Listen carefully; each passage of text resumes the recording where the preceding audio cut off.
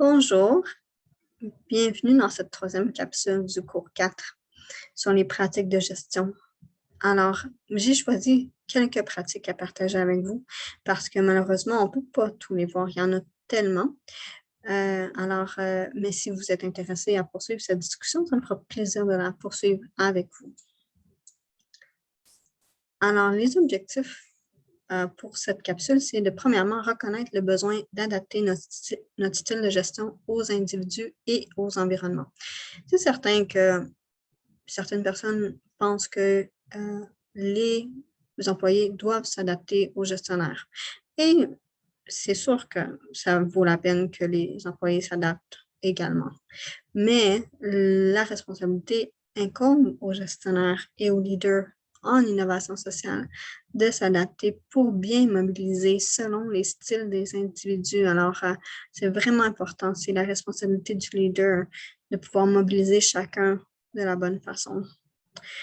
Et comprendre les principes de base de l'intelligence émotionnelle, c'est particulièrement important dans une entreprise à vocation sociale parce que parfois on voit des situations un peu lourdes et ça permet de désamorcer des situations qui peuvent être difficiles.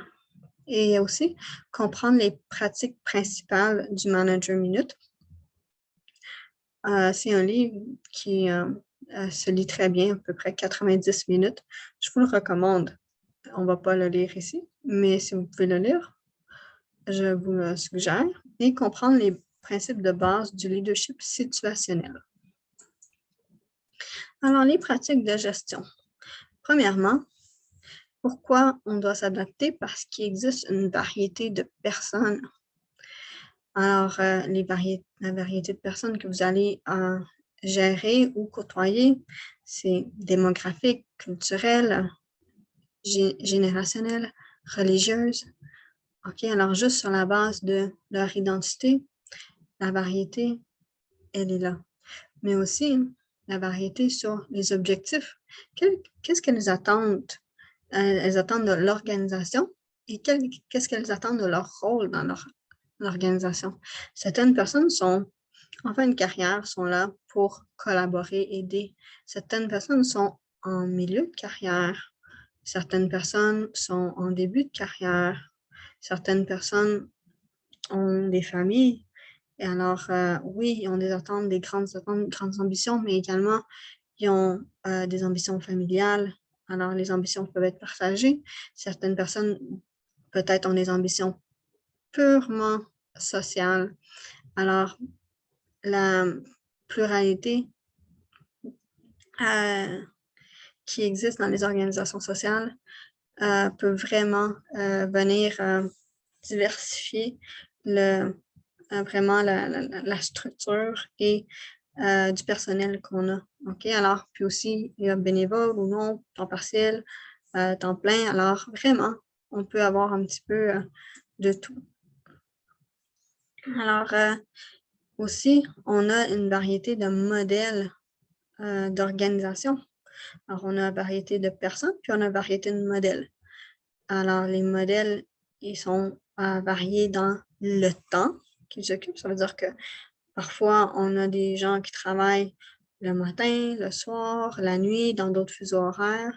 Des fois, de la maison, d'un autre édifice, d'un édifice principal, d'un co-workspace. On a la flexibilité au niveau technologique, ce qu'on utilise. On a des types de gestion différentes. On a du travail collaboratif. On a du management participatif. Alors, la variété des modèles fait qu'on a besoin d'adapter notre style de gestion maintenant plus que jamais. L'ancien modèle de gestion, c'était vraiment on planifie. Alors, le gestionnaire planifie les tâches, organise les tâches, qui va faire quoi, pour quand, avec quel résultat attendu. On dirige ce qui va se passer, puis on contrôle si ce qu'on a planifié et organisé, c'est fait de la façon dont on avait planifié. Maintenant, la gestion et le management sont beaucoup plus complexes. Alors, on ne pourrait pas simplement demander que le gestionnaire fasse ces 4 tâches. Alors, premièrement, l'intelligence émotionnelle, pour le développer, alors, tout le monde peut développer l'intelligence émotionnelle et parmi vous, je suis certaine que parmi vous, il y a des gens qui le développent ou l'ont déjà développé beaucoup. Puis ça se développe toujours. Alors, on va pour maximiser notre intelligence émotionnelle. Alors, ça se travaille sur 4 cadrans et en fait 2 axes. OK? Alors, l'axe ici, la première rangée, c'est la conscience. Alors, on a un axe sur la conscience. Ensuite, on a les actions. OK, alors, un, c'est introspectif, la conscience. Un, c'est nos actions.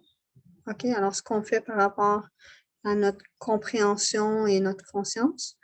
Puis, un volet, c'est sur soi. Puis, un volet, c'est par rapport aux autres et les personnes qui nous entourent. Alors, la conscience de soi, est-ce qu'on se connaît bien? Est-ce qu'on connaît bien notre personnalité, qui on est, qu'est-ce qui déclenche en nous des émotions qui peuvent être négatives, des émotions positives. Alors, développer une connaissance de soi et s'accepter aussi, OK? Améliorer qui on est, ça veut dire que s'il y a des choses que on n'aime pas, ça ne veut pas dire changer nécessairement la personne qu'on est, mais si petite chose qu'on dit, je ne suis pas certaine que je suis la meilleure moi, mais je peux changer les petites choses. Puis ensuite, se maîtriser. Ça veut dire que si on se connaît bien, on sait qu'il y a des choses qui déclenchent en nous des émotions qu'on aime moins, ben, se maîtriser. OK? Alors, ça, c'est les actions qu'on peut poser. Puis ensuite, la conscience sociale. Alors, qu'est-ce qu'on connaît des autres? Alors, essayer de reconnaître chez les autres certaines émotions, certains comportements. Alors, reconnaître les styles de communication chez les autres. OK, reconnaître ce qui déclenche dans les autres certaines émotions, la tristesse, le stress, pour pouvoir mieux maîtriser nos relations sociales. Alors, vous allez remarquer que vous allez naturellement pas agir avec certaines personnes de la même qu'avec d'autres. Avec certaines personnes, vous allez voir que si vous parlez de politique, ça va déclencher une discussion peut-être un petit peu enflammée. Alors, la conscience sociale, c'est vraiment de pouvoir voir quel type de personnes, sans vouloir catégoriser les gens, mais il y a des gens qui sont beaucoup plus organisés. Il y a des gens qui sont beaucoup plus attirés vers les faits, des gens qui sont beaucoup plus profondément humains et sociaux et émotionnels. Il y a des gens qui sont beaucoup plus créatifs. Puis tous les gens ont le potentiel de développer ces choses-là. Mais dans le fond, c'est de voir est-ce que ces gens-là ils ont une préférence dans la manière dont on communique avec eux, puis est-ce qu'ils ont une zone de confort. Quand je communique avec ces gens-là, je peux utiliser un style de communication qui va optimiser l'efficacité de ma communication. Alors, on va... Alors, pour le Manager Minute, ça se développe autour de 3 volets. L'objectif minute, c'est le premier volet. Alors, dans le fond, ça s'appelle le Manager Minute parce qu'il fait trois actions principales, puis il le fait en 1 minute. Mais OK, on va se dire, même si vous le faites en 2 minutes, c'est pas la fin du monde, mais l'idée, c'est de faire des choses concises pour essayer d'éliminer le micromanagement et de responsabiliser vos employés. Alors, dans le fond, pour que vos employés puissent s'auto-gérer. OK? Alors, avoir un sentiment d'appartenance. Alors, l'objectif minute, ça veut dire que vous allez avec votre employé, développez un objectif en 1 minute ou à peu près pour son travail. Un objectif, qu'est-ce qu'il va faire quand il arrive au travail? Alors, quand vous embauchez votre employé, c'est quoi son objectif? OK? Alors, développez son objectif. Qu'est-ce qu'il va faire? À la minute que votre employé a contribué à son objectif, alors la minute qui a atteint ou presque atteint ou travaillé à l'atteinte de son objectif, vous passez aux félicitations minutes. Alors, ça sert à dire à vos employés que vous les appréciez, ça augmente leur confiance en soi, mais aussi ça renforce le fait qu'ils sont dans la bonne direction. Alors, ils ne vont pas par tâton, un peu n'importe où, dire « Ah, mais je ne savais pas s'il fallait que j'aille là ou là. » Ils savent que « Ah, mais on a fait l'objectif, puis je travaille, puis je vais à la bonne place. Je continue dans la bonne direction. » OK, alors, vraiment, dès qu'ils travaillent dans la bonne direction à l'accomplissement de l'objectif fixé, félicitations minutes. Alors, c'est court, c'est simple, puis ça augmente la confiance. Le recadrage minute, il ne faut pas... Alors, parce que les félicitations minutes, il ne faut pas qu'il y en ait trop, là. Parce que trop de bonbons, c'est comme si... c'est que vous diluez l'importance, OK? C'est bien la reconnaissance, puis c'est rare qu'il y en a trop. Mais il ne faut pas y aller à chaque 2 minutes non plus parce que sinon, vous enlevez la responsabilisation que vous donnez à votre employé. Mais le recadrage minute, c'est vraiment dès que vous sentez que l'employé se décale de l'objectif fixé, vous allez faire du recadrage tout de suite, vous n'attendez pas.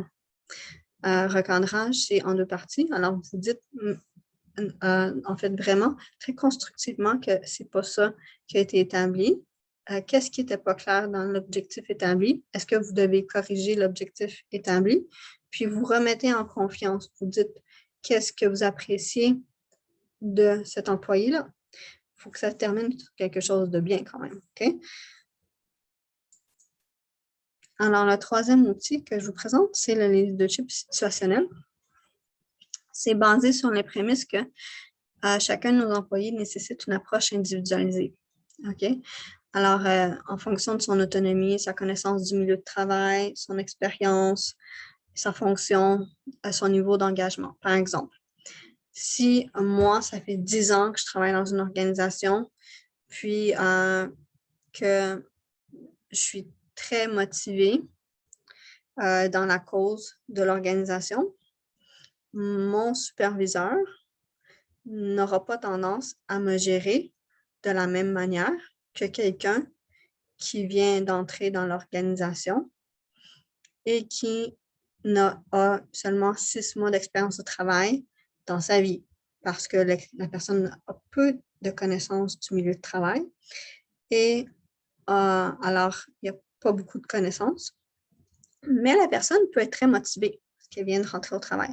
Alors, tout dépendant de son niveau de motivation, mais c'est sûr que le superviseur va adapter son approche avec la personne.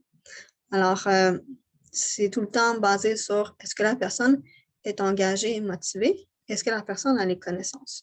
Encore une fois, si une personne, ça fait 15 ans qu'elle est là, puis elle n'est plus très motivée, mais elle a beaucoup de connaissances, mais ça peut aussi changer l'approche qu'on utilise parce que oui, on a beaucoup de connaissances, alors on ne peut pas être très directif à la personne parce qu'elle va se sentir, ça va être pesant parce que la personne a beaucoup de connaissances, mais quand même, elle est démotivée. Alors, il faut amener du support à la personne. Hein? C'est ça. Là. Alors, l'idée, c'est qu'est-ce que la personne a besoin selon son niveau d'autonomie à faire son travail et selon son niveau d'engagement. Alors, ça évolue sur 4 cadrans. Okay? Alors, c'est vraiment dépendant du niveau de direction. Alors, la direction, c'est le niveau de connaissance de l'environnement de travail. Puis, le niveau de support. Alors, le niveau de support, ça dépend du niveau de motivation. Alors, quelqu'un qui a peu de connaissances, par exemple, mais qui est très motivé, OK, va pas nécessairement. Alors, quelqu'un qui est très motivé, peu de connaissances, va nécessiter un style plus direct, hein, qui a besoin de supervision plus directe. Quelqu'un qui a beaucoup de connaissances, mais qui a besoin, mais qui est peu motivé, va avoir besoin de plus de coaching. OK, alors ça, c'est. Alors, quelqu'un qui a des connaissances, des compétences, mais qui n'est pas motivé, va avoir besoin de support. Puis quelqu'un qui est très motivé et beaucoup de connaissances va avoir besoin de responsabilisation, beaucoup de responsabilisation, de la délégation. OK? Alors, puis là, ce n'est pas nécessairement 4 cadrans pour mettre quelqu'un en jaune, puis tout est en jaune, mais c'est tout. Hein? Ce n'est pas comme ça que ça fonctionne. Par exemple, quelqu'un qui a travaillé dans une organisation similaire à la vôtre pendant 20 ans, puis qui arrive chez vous, ben, il est nouveau chez vous, mais il n'est pas nouveau dans le milieu. Hein? Alors, mais il y a certaines choses que ça va être du directif parce que c'est nouveau dans l'organisation. Par exemple, peut-être votre système informatique, des choses comme ça, peut-être certaines procédures, mais sur certaines choses, sur le secteur d'activité, ben là, ça va être de la délégation parce que personne, ça fait 20 ans qu'elle est dans le milieu, alors il faut quand même avoir un certain jugement. Alors, petite pause apprentissage. Comment pouvez-vous aider votre équipe à se responsabiliser? Quels éléments contribuent à savoir si le niveau de gestion devrait être plus directif ou moins directif? Alors, on en reparle dans le cours.